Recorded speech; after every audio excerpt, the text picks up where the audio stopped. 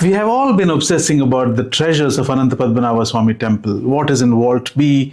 Is there really serpents guarding this? What happens when somebody opens it, etc.? But very few of us have even bothered to know about the history of this place. There's a very interesting history, there's a very interesting story that I read about this, in fact, and the story goes something like this. When Divakara Muni, a Tulu Brahmin sage, was performing penance in Kumbhala in Mangalore, a 2-year-old boy appears before him. The 2-year-old boy was radiating that the sage immediately fell in love with the boy. When inquired about who he was, the boy responded that he did not have a mother, he did not have a father or a family, and he was all alone by himself and he doesn't even have a place to stay. The sage, having already fallen in love with this boy, invited him to stay at his hermitage. The boy gladly accepted, except for one condition. The condition was simple. If he ever felt humiliated, he would leave the place and never come back.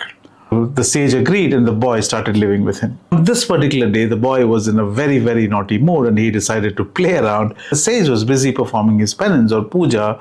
There was a saligram stone which was very sacred to the Muni.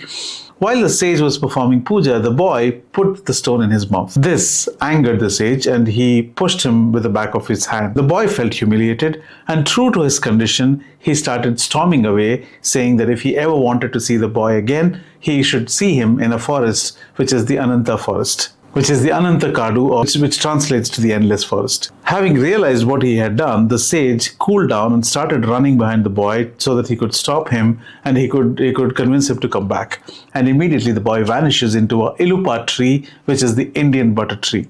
Feeling sorry for what he did, the sage follows him. Just blink of an eye, the tree transforms into Lord Vishnu himself. The head touched Tiruvallam, and his waist passing through Thiruvananthapuram, and his feet extended to Tirupadapuram. Just in case you're wondering, that's 18 miles for you.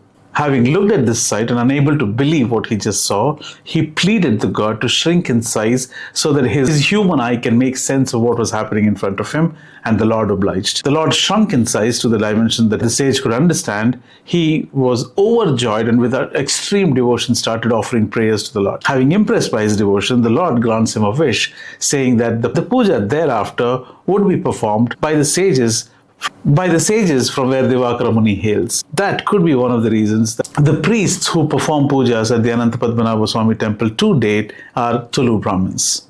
Do not forget to share this with a friend who you think might like this. My name is Casey. This is Culture Captured. Cheers.